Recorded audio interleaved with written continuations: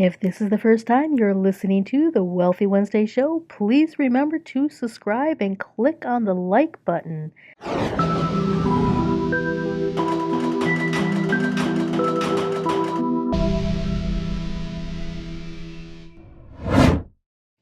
Are you ready to change your money flow?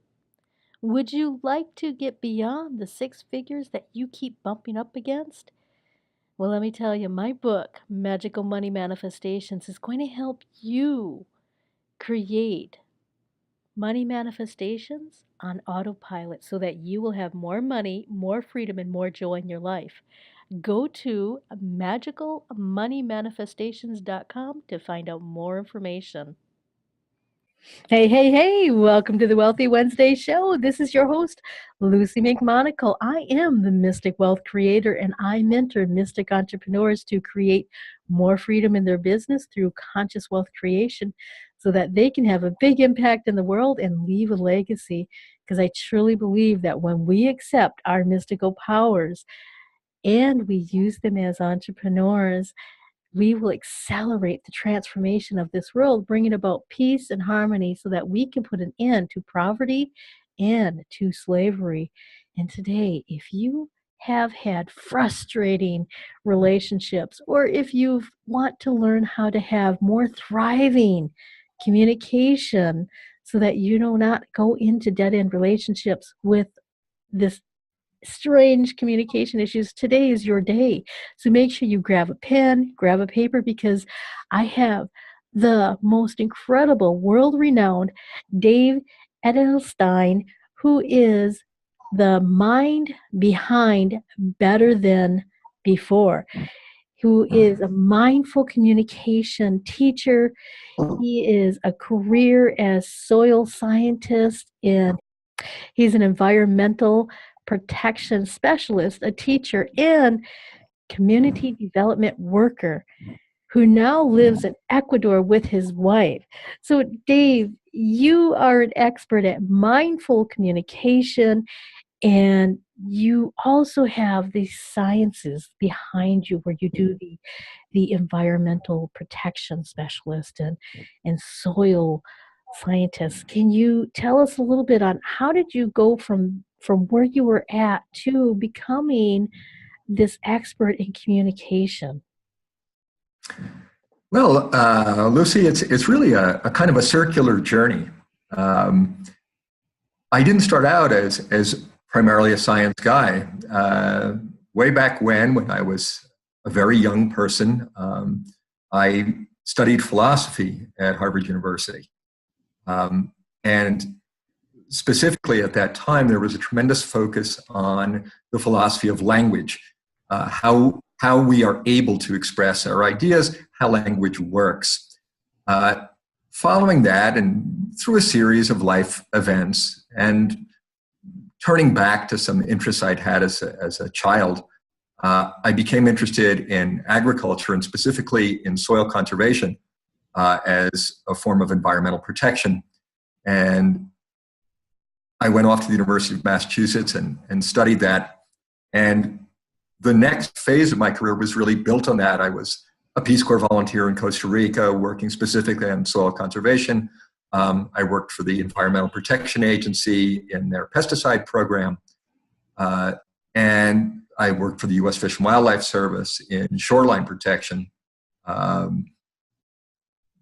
then I spent a big chunk of my career as a high school science teacher. This was something very important to me. And interestingly, among the things that I wound up teaching, because I worked in a small alternative high school, I sometimes had to teach things that were outside of the norm. I wound up teaching health one semester, and this included the concept of assertive communication. And I learned this and I shared it with my students. And then for a long time, it was not a central focus. But recently, following years of working as a teacher and development worker in Ecuador, I turned back to this. I was trying to develop an entrepreneurial online business. And in order to connect with a broader audience, I started to do some work on forums and families and relationships and stuff like this. And I was astonished at how desperately people needed assertive communication skills, that people just were on their knees saying, how do I express this? How can I fix this? And so now I'm back at the philosophy of language. I've gone all the way around in a circle to where I was at 18, 19 years old. Wow. Now I'm going to be 60 soon. It's a Wow. long trip. That is a long trip to circle back around. And you also, through your trip, you've had some frustrations on trying to be able to communicate with other individuals, but you were saying the right words, or you were saying the right things, but you weren't, your words were separated instead of uniting. Can you tell us a little bit on how that really helped you to become a communication expert, and why communication is so important? Okay, well, that's really kind of two questions. Let me be very frank about my biography here. Yes. I went through a divorce. I had a failed marriage, and I failed to communicate. I will be perfectly frank about that. It takes one to know one.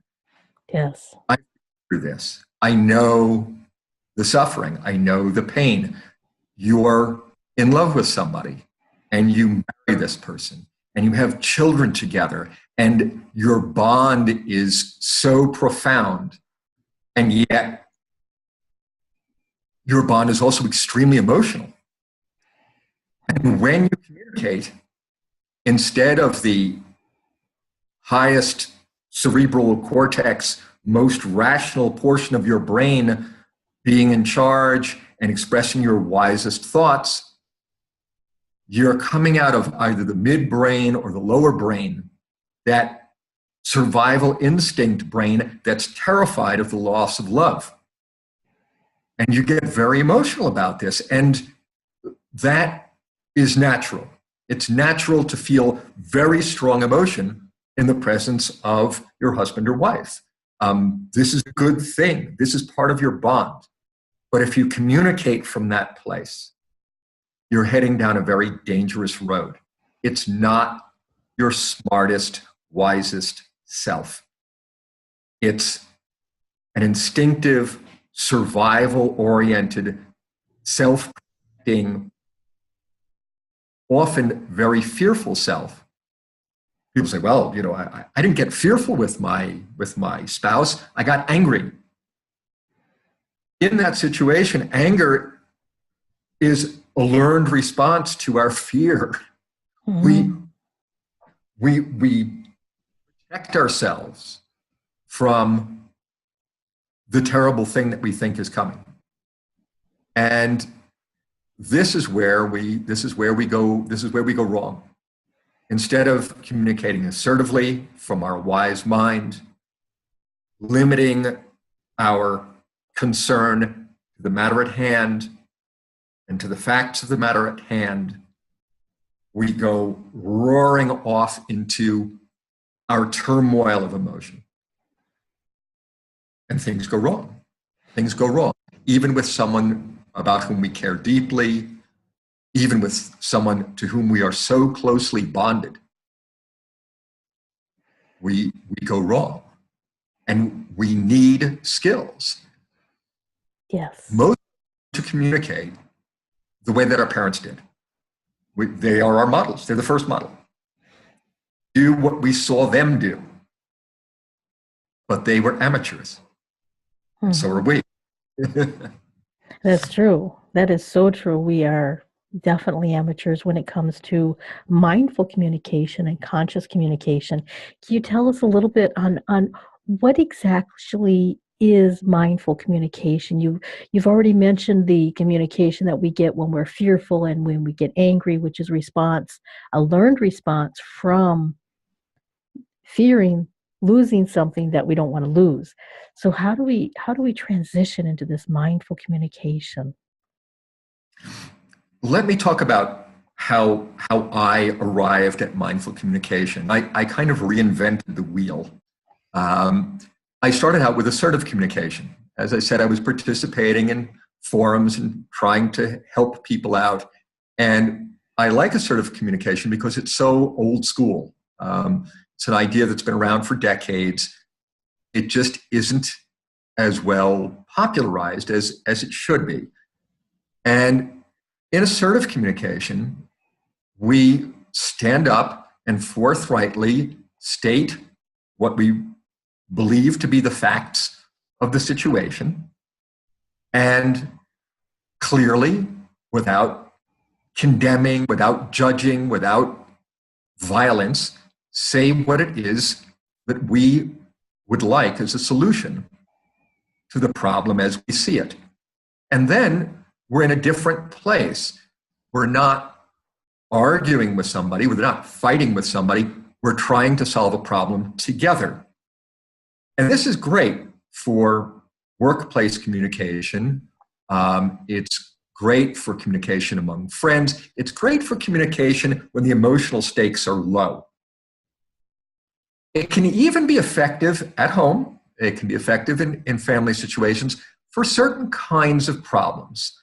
Problems of limited intimacy, let's say, dishes in the sink, lights left on, laundry piling up. It's good for those, oh, the laundry is piling up, and when your laundry basket is full, I want you to bring it to the washing machine. This is very, cut and dried stuff.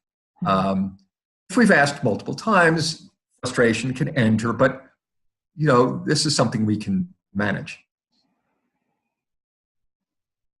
Solving problems together does build a bond. This is very important. It's very helpful and useful. But in life, what we really seek is not problem-solving partners, but people to whom we are connected. Family members, real, true friends. Sometimes coworkers, if we find that we are cooperating with them often, that they are really a partner in advancing our work, may also join this intimate circle. And with these people, we want something more. We don't just want to solve problems with them. I mean, what kind of marriage would that be where husband and wife are simply effective problem solvers? That's nice. It's not marriage. What you need is deep connection. You need to feel it. You need to be close. And every conversation has within it the potential to build that connection and bring you closer and make this relationship more and more profound a part of your life. This is something that matters deeply. Humans instinctively seek connection. Some people say, well, I'm a loner, I'm an introvert. These two things are different. Another thing that people say is, I'm shy, I'm an introvert. These two things are different. Introverts are people who generally prefer for someone else to be the center of attention, but they are not people who reject connection. Their social behavior and function is different. But introverts also enjoy and benefit from connection.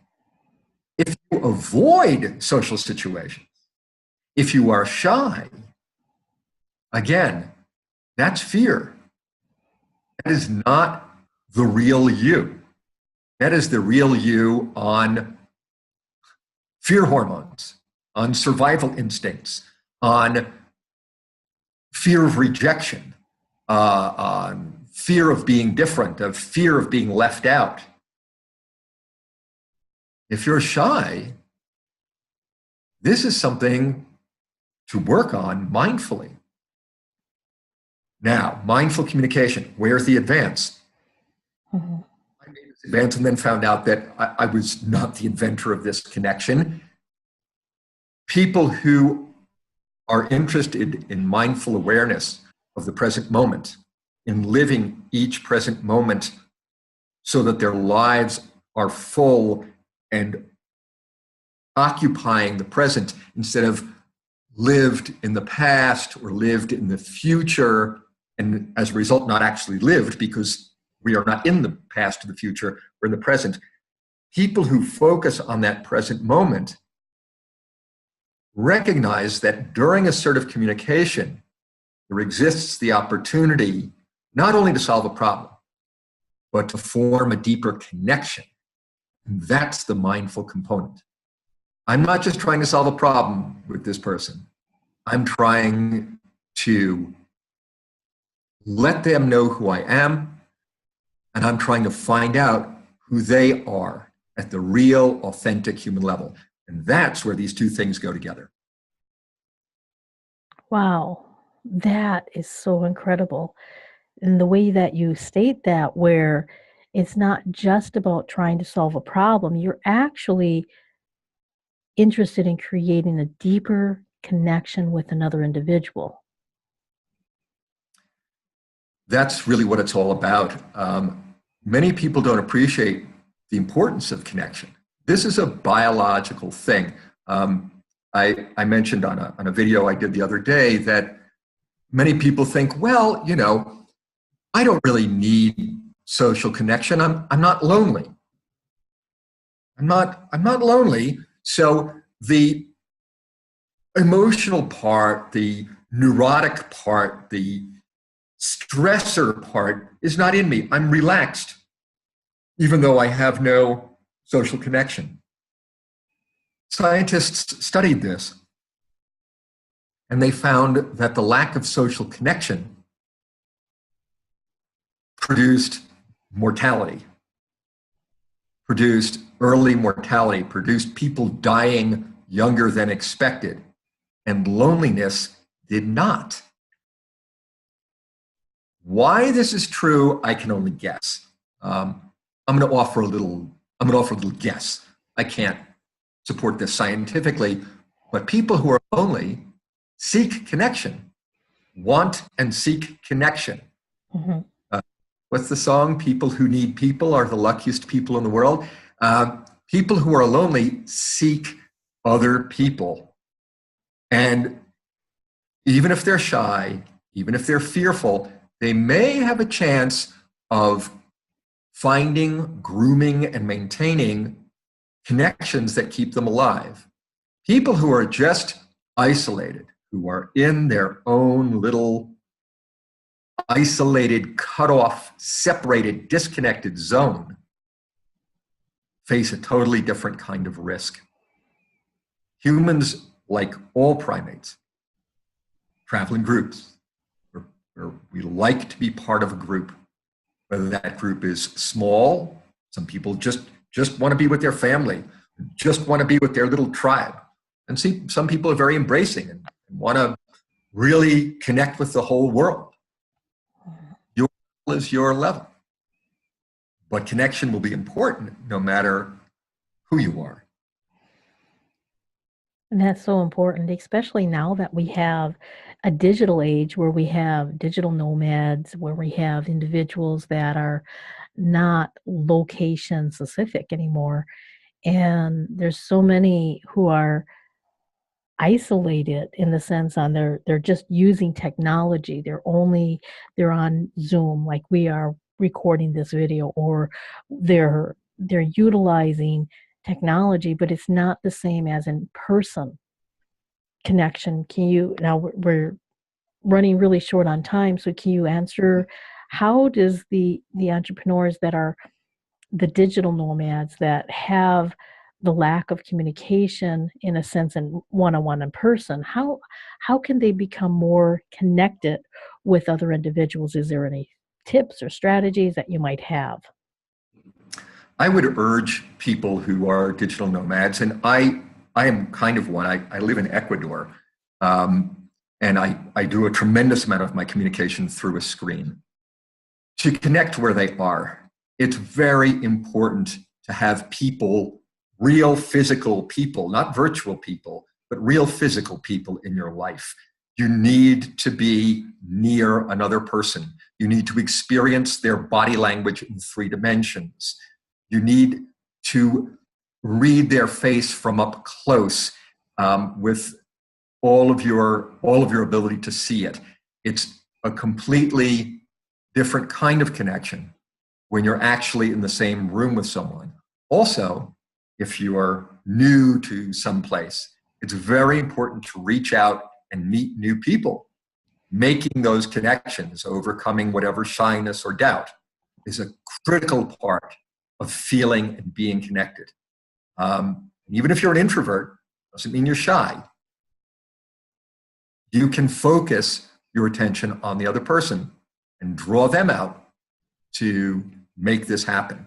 It's always important to live your life where you are in addition to your virtual life. Wow. Wow, that is so powerful right there. And you actually have a very special gift for us so that individuals can become more adept at communication. Can you tell us about this free gift that you have and how can individuals get a hold of this? Thanks so much for asking about that, Lucy. This is something that I came up with to make assertive communication available to the general public. It's a brief report that explains the nuts and bolts, hows and whys of assertive communication. It's called, the report is called The Silence Breaker's Way, and the website to get it is silencebreakersway.com. That's silencebreakersway.com. And it's a free download. Yes, I will ask for your email so that I can stay in communication, so I can connect with you. But it's free, no obligation, and it will provide you with the clear ABCs of doing assertive communication for yourself. A person who studies the report carefully will definitely be able to produce clear, strong, but not pushy, not aggressive, clear, strong, objective statements of situations they perceive as problems and allow them to say what they want. The great part of assertive communication is you finish up by saying, and I want this. And the Silence Breaker's Way will give you the tools to do that. So I would urge your listeners to check it out. It's just simple and helpful. Absolutely. Definitely simple, helpful, and whether it's a relationship between you and a loved one, you and your family, or even between you and potential clients, having clear communication so that you have a directive and a call to action. You specify, I want, and using the eyes is so important so that you can create a deeper relationship with the individuals that you're working with the individuals that you love, and the individuals that are in your inner circle.